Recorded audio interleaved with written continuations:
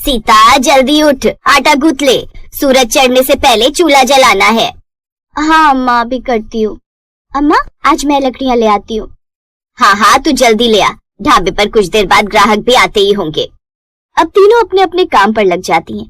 गीता लकड़ियाँ लेने चली जाती है, सीता आटा गूंथने और उनकी सास यानी कि विमला दीदी सब्जियां और मसाले काट कर तैयार कर देती है।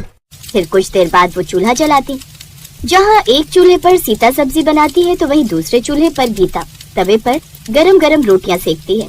ये है सीरतपुर नाम का एक छोटा सा गांव, जहाँ सड़क के पास एक सादा सा ढाबा था। उस ढाबे का नाम था गांव का देसी चूल्हा ढाबा। इस ढाबे को चलाती थी विमला और उनकी दो बहुएं सीता और गीता। उन तीनों की जिंदगी आसान नहीं थी। विमला के दोनों बेटे शहर में मजदूरी करते थे और अपने मरे हुए पिता का कर्ज चुकाते थे, इसलिए घर खर्च चलाने की जिम्मेदारी उन तीनों सास बहू के कंधों पर थी। उनके हाथ की बनी चूल्हे की रोटी और सब्जी का स्वाद पूरे गांव में मशहूर था। अम्मा ऐसी रोटी तो शहर में भी नहीं मिलती, कितनी मुलायम और स्वादिष्ट है। बेटा ये रोटी गांव की मिट्टी के चूल्हे पर बनी है तो आधा स्वाद तो इसका वैसे ही बढ़ जाता है। बिल्कुल ठीक कहा अम्मा। अम्मा बैंगन के भरते को इस बूंदी रायते के साथ खाकर तो मजा ही आ गया। और सिलबट्टे पर बनी चटनी, सच कहूँ तो अगर सब्जी ना भी हो तो भी इंसान इसी के साथ खाना खा ले। इसी तरह और भी ग्राहक उनके ढाबे पर आते और गर्मा गर्म चूल्हे की बनी रोटी सब्जी का स्वाद चखते। उनके ढाबे पर ट्रक ड्राइवर और ग्राहक आने लगे। भले ही उनकी कमाई बहुत ज्यादा नहीं हो पाती थी, लेकिन फिर भी गुजारा चल जाता था। ऐसे ही कुछ समय बीता और कुछ समय बाद उनके ढाबे के ठीक सामने एक और ढाबा खुल गया, जिसका नाम था मॉडर्न गैस ढाबा। उस ढाबे के मालिक का नाम था रवि।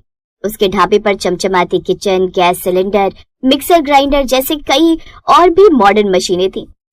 उन मॉडर्न मशीनों और गैस की मदद से वो काफी जल्दी जल्दी कई तरह के पकवान बना देता।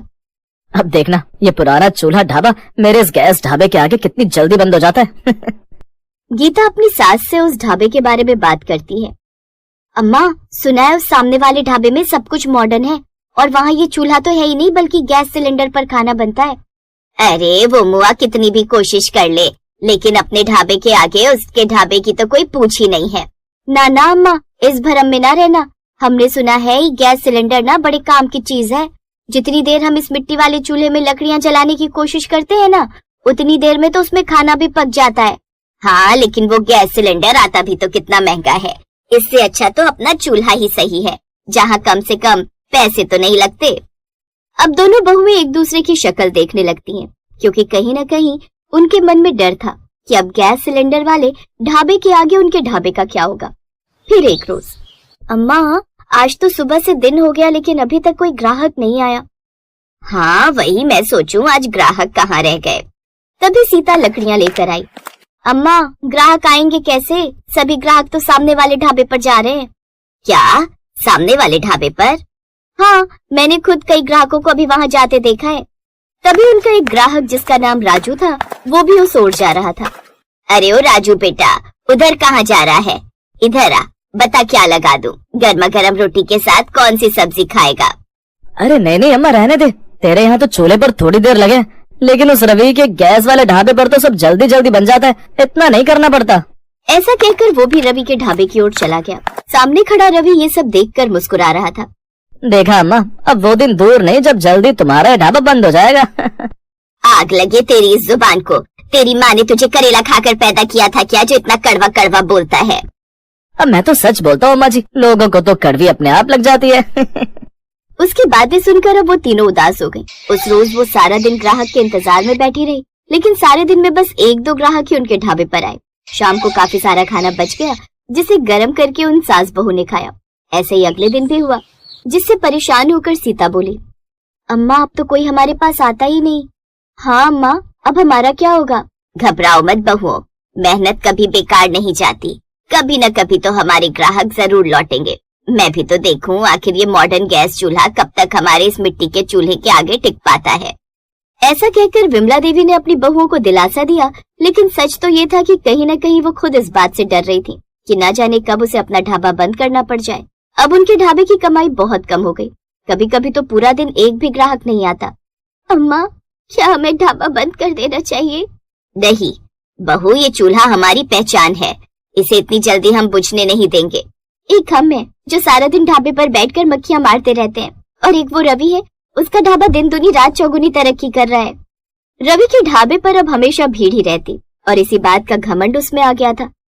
गैस की ताकत क्या होती है? आज जिस चूल्हे ने तुम्हें पहचान दी थी, आज उसी ने तुमसे वो काम भी छीन लिया। इसीलिए तो कहता हूँ जमाने के साथ बदलना भी चाहिए। खैर मैं चलता हूँ, वो क्या है ना, ढाबे पर ग्राहक संभाल लें। अब तो इतने लोग आते हैं कि मेरे नौकर उन्हें अकेले हैंडल नहीं कर पाते। ऐसा कहकर रवि वहाँ से चला गया। देखा अम्मा, थोड़े पैसे क्या कमाने लगा, कितना घमंड आ गया है इसमें। ऐसे कुछ दिन बीत गए। एक रोज खबर फैली कि दूसरे देश में युद्ध शुरू हो गया है और इसका असर भारत पर भी पड़ा। इसलिए गैस सिलेंडर का आयात रुक गया है। अब कुछ ही दिनों में गांव में गैस सिलेंडर मिलना मुश्किल हो गया। रवि के पास सिर्फ एक सिलेंडर बचा था। अब क्या करूं? इतने ग्राहकों को कैसे संभालूं? ए हरिया, गैस थोड़ी कम खर्च कर। अभी सिलेंडर आने में न जाने कितना वक्त लगेगा। मैं तो कहता हूँ तू बस एक ही सब्जी बनाया कर अब। लेकिन मालिक 2-3 सब्जियां तो रोज बनानी पड़ेंगी, नहीं तो ग्राहक एक ही सब्जी खाकर बोर हो जाएगा। अरे नहीं होते, उन्हें भी पता है आजकल देश में सिलेंडर को लेकर क्या हालात चल रहे हैं। और ये क्या, ये पतीला तूने कब से गैस पर चढ़ाया है? अब गैस बंद कर दे। लेकिन मालिक अभी इसमें दाल मखनी पूरी तरह पकी नहीं है, थोड़ा वक्त लगेगा। अरे कुछ नहीं होता, बाकी की दाल ग्राहकों के पेट में पक जाएगी। मैं कहता हूँ इसे बंद कर दे। रवि के कहने पर हरिया ने अब गैस बंद कर दी। कुछ देर बाद ग्राहक आए तो जैसे ही खाना खाने बैठे, अरे ये क्या हरिया, दाल तो कच्ची है। नहीं नहीं, मुझे नहीं खानी है। तो ऐसा कर, कोई दूसरी सब्जी ले आ। लेकिन दूसरी सब्जी तो आज ढाबे पर बनी नहीं। क्या बनी नहीं? तो क्या मैं तेरी ये कच्ची दाल खाऊं? नहीं खानी मुझे तेरी ये दाल, इससे तो मेरे पेट में और दर्द होगा। माफ करना, लेकिन वो आप तो जानते ही हैं कि आजकल गैस सिलेंडर मिलना कितना मुश्किल है। तो क्या उसके चक्कर में हम अपने पेट में दर्द कर लें? अरे जब पैसे पूरे देंगे तो खाना भी तो खरा खाएंगे। नहीं नहीं, हमें नहीं खाना है खाना, हम दूसरे ढाबे पर चलकर खा लेते हैं। ऐसा कहकर वो ग्राहक वहाँ से चले गए और विमला काकी के चूल्हे वाले ढाबे पर पहुँच गए। अम्मा बढ़िया गरम गरम रोटी और सब्जी खिला दे। हाँ हाँ बेटा, तुम बैठो, मैं अभी परोसती हूँ। सीता गीता, जल्दी से गर्मा गर्म रोटी लगा दो। अब दोनों बहुएं गर्मा गर्म रोटी लगा देती हैं और इतने दिनों बाद ग्राहक जब फिर से चूल्हे की बनी रोटी सब्जी खाते हैं तो खुश हो जाते हैं। देखा मालिक, मैंने कहा था ना ग्राहक चले जाएंगे। अरे तो 1-2 ग्राहक ही तो गए। तू ऐसा कर, दाल को फिर पका ले। अब हरिया एक बार फिर दाल को पकने को रख देता है, लेकिन फिर पता चलता है कि गैस सिलेंडर बीच में खत्म हो गया और अब जो ग्राहक आता उसे वो ठंडी रोटी के साथ वही दाल परोस देते, जिससे उनके पेट में दर्द होने लगा। कम वक्त तो ये क्या खिला दिया, पेट दर्द तो रुकने का नाम ही नहीं ले रहा है। माफ करना साहब, वो सिलेंडर बीच में खत्म हो गया इसीलिए। अरे तो जब ठीक से इंतजाम होता ही नहीं है तो ढाबा खोल कर क्यों बैठ जाते हो? अब वो ग्राहक भी वहाँ से चला गया और अब एक एक कर कई ग्राहक उसके यहाँ से जाने लगे। अब अम्मा का ढाबा फिर से चमकने लगा क्योंकि उन्हें गैस की जरूरत ही नहीं थी। अम्मा, आज तो बहुत सारे ग्राहक आए हैं। हाँ बहू, इसलिए जल्दी जल्दी काम करना होगा। रवि का ढाबा अब खाली रहने लगा। काश मैंने भी चूल्हा रखा होता, लेकिन हम में से किसी को उस पर खाना पकाना भी तो नहीं आता। अरे यार, सिलेंडर अब खत्म हो गए सारे, उन्हें आने में अब न जाने कितना वक्त लगेगा। रवि की कमाई अब बंद हो गई और कुछ ही दिनों में सभी ग्राहक अम्मा के पास आ गए। अब ग्राहकों को चूल्हे का स्वाद बेहतर तरीके से समझ आने लगा। इतने दिनों से गैस पर बना खाना खाने के बाद उन्हें ये एहसास हुआ कि चूल्हे पर खाना भले ही थोड़ी देर में पकता हो, लेकिन उसमें स्वाद 4 गुना बढ़कर होता है। सिलेंडर की किल्लत की वजह से अब गैस वाला ढाबा बंद हो गया और रवि वापस अपने गांव लौट गया और अब विमला अपनी दोनों बहुओं के साथ मिलकर खूब कमाई करने लगी। किसी ने सच ही कहा है कि रफ्तार जरूरी है, लेकिन जड़ें उससे भी ज्यादा जरूरी हैं। जो अपनी मिट्टी से जुड़ा रहता है वही हर मुश्किल में टिकता है। कभी कभी प्रकृति बीच बीच में हमें ये एहसास दिलवाती रहती है कि उसके बिना मानव जीवन अधूरा है। बस मुझसे तो अब और नहीं झेला जाता। क्या सोचकर आई थी और क्या बनकर रह गई। क्या हुआ सुप्रिया, क्यों सुबह सुबह गुस्सा हो रही हो? भूखी लगी है तो खाना खाओ। आप तो ना बस रहने दीजिए, मुझे गुस्सा मत दिलवाइए। अरे लेकिन हुआ क्या, बोलो तो। क्यों मेरी बीवी का गुलाब सा चेहरा मुरझाया हुआ है? अपनी उस बहन का कुछ करिए। मुझे क्या इसीलिए ब्याह कर लाए थे कि मैं उसकी नौकरानी बनकर रहूं? सुप्रिया, ये तुम भी अच्छे से जानती हो कि वो तुमसे ज्यादा काम करती है। अरे वो है तभी तो तुम्हें आराम है। रहने दीजिए जी। और आप ये मत भूलिए कि आपके माँ बाप तो है नहीं, तो बड़ा भाई होने के नाते आपको ही उसकी शादी करनी पड़ेगी। तब कहाँ से लाओगे शादी और दहेज के पैसे? मैं तो कहती हूँ जितना जल्दी हो सके उतना जल्दी उसे इस घर से निकाल दो। और फिर मेरी 5 साल की दिया भी है, कल को मुझे इसके बारे में भी तो सोचना है। अपनी पत्नी का गुस्सा देख विक्रम धीरे से सुप्रिया के पास जाकर कहता है, अरे धीरे बोलो, शायद तुम ये बात जानती नहीं हो कि बाबूजी ने मरने से पहले ही अपनी आधी जमीन इस निधि के नाम कर दी थी। इसलिए उससे जितना प्रेम से रहोगी उतना ही फायदे में रहोगी। क्या? अगर ऐसा है तो एक मिनट, दीवारों के भी कान होते हैं। आप जरा अपने कान इधर लाइए। सुप्रिया अपने पति के कान में कुछ ऐसा कहती है जिसे सुन विक्रम बहुत खुश होता है। कीरतपुर गांव में 20 साल की निधि अपने भैया भाभी के साथ रहती थी। उसके माता पिता का देहांत हो चुका था, इसलिए अब वही उसका सहारा थे। लेकिन उसकी भाभी सुप्रिया एक तेज तर्रार महिला थी जो कि निधि को बिल्कुल भी पसंद नहीं करती थी। लेकिन जमीन में हिस्सेदारी का नाम सुनकर अब सुप्रिया के मन में लालच आ गया और अब वो निधि से प्यार से पेश आने लगी। फिर एक रोज जब निधि रसोई में खाना बना रही थी तो सुप्रिया उसके पास गई। अरे निधि, मेरे रहते तुम ये सब क्यों कर रही हो? लाओ, मैं खाना बना देती हूँ, आप तो बस आराम करो। भाभी, खाना बस बन गया। सुप्रिया उदास चेहरा लेकर खड़ी हो जाती है। क्या बात है भाभी, बड़ी उदास लग रही हो? वो बात ही ऐसी है, दरअसल तुम्हारे भैया शहर में बिजनेस शुरू करना चाहते हैं। अब तुम तो जानती हो खेती बाड़ी में उतनी कमाई नहीं हो पाती। लेकिन क्या भाभी, साफ साफ कहो। उन्हें बिजनेस में लगाने के लिए पैसों की थोड़ी कमी पड़ रही है। इन्होंने सोचा अपनी जमीन बेचकर ये कमी पूरी कर लेंगे, लेकिन तब भी उतने पैसे नहीं हो पा रहे हैं, तो सोच रही थी अपने गहने गिरवी रख दूं। नहीं भाभी, वो गहने माँ के हैं। उन्होंने बड़े प्यार से अपनी बहू के लिए बहुत पहले ही बना कर रख लिए थे। वैसे विक्रम भैया को जो कमी पड़ रही है उसके लिए आप मेरे हिस्से की जमीन बेच दो। जमीन बेचना तो मैं नहीं चाहती, लेकिन भैया की काम आएगी तो मुझे कोई दिक्कत नहीं है। ये सुनकर विक्रम और सुप्रिया बहुत खुश होते हैं और अगले दिन ही जाकर विक्रम वो जमीन बेच देता है और उससे मिलने वाले सभी पैसे रख लेता है। ऐसे ही 10 दिन बीत गए। फिर सभी ट्रेन में बैठकर शहर की ओर चल पड़े। सफर के दौरान निधि और दिया बहुत खुश थे। ये ट्रेन तो कितनी बड़ी है और इसमें झूलने में कितना मजा आ रहा है। आपको याद है भैया, हम बाबा से कितना लड़ते थे कि हमें भी कभी शहर घुमा लाओ, लेकिन वो हमेशा हाँ में ही टाल देते थे हमें। और आपका बहुत बहुत शुक्रिया भैया, जो आप मुझे भी अपने साथ शहर लेकर जा रहे हो। नहीं तो मैं तो अकेले गाँव में रहकर उदास ही हो जाती। निधि, तुम्हारे कारण ही तो हम शहर जा पा रहे, फिर तुम्हें कैसे न ले जाते। और हाँ, अब वहाँ रहकर जी भरकर देख लेना पूरा शहर। ये कहकर विक्रम सुप्रिया की तरफ देखकर मुस्कुराने लगा। उन दोनों के दिमाग में तो कुछ और ही खिचड़ी पक रही थी। इस तरह बातें करते हुए सफर कट गया और वो दिल्ली के निजामुद्दीन रेलवे स्टेशन पर आ पहुँचे। क्या यही शहर है भैया? यहाँ तो इस स्टेशन पर ही कितनी भीड़ है। इतने लोग तो हमारे पूरे गाँव में भी नहीं होते। इसीलिए तो इसे शहर कहते हैं, सपनों की नगरी। बाबा, मुझे भूख लगी है, कुछ खाना है। हाँ भैया, भूख तो मुझे भी लगी है। वो देखो, वहाँ ब्रेड पकौड़े मिल रहे हैं, आप वही ले आइए। मैं नहीं, मुझे तो बहुत जोरों की आई है। मैं शौचालय होकर आता हूँ, तब तक तुम उस लंबी लाइन में लग जाओ। हाँ निधि, मैं भी दिया और इस सामान के साथ यहीं खड़ी होती हूँ, तब तक तुम ले आओ। अच्छा ठीक है, मैं ही जाती हूँ।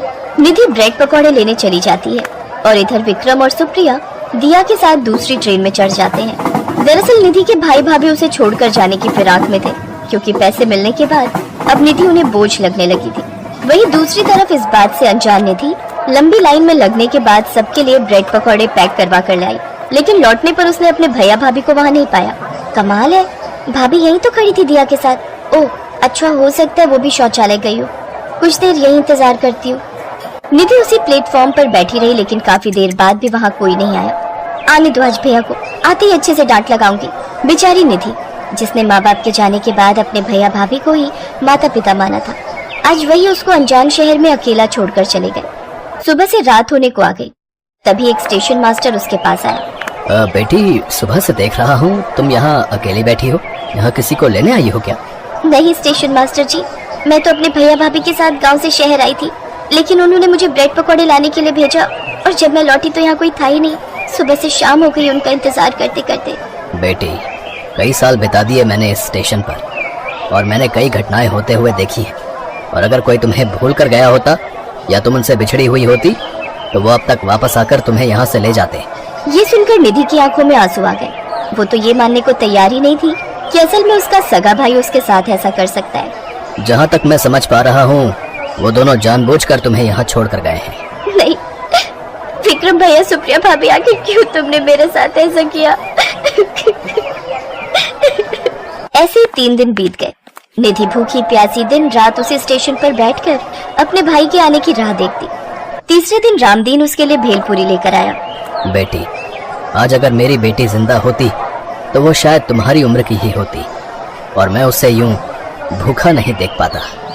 ये लो, मैं तुम्हारे लिए ये भेलपूरी लाया हूँ, मेरी पत्नी ने बनाई है। निधि ने आंसू पोंछते हुए वो भेलपूरी खाई तो उसका मन काफी ठीक हो गया। और वो रोते रोते कहने लगी, भेलपुरी बहुत अच्छी है, बस हल्की सी तीखी कम है। अच्छा चलो बेटी, अब घर चलो। और वैसे भी यूं स्टेशन पर अकेले रहना तुम्हारे लिए ठीक नहीं है। निधि रामदीन के साथ उसके घर चली जाती है।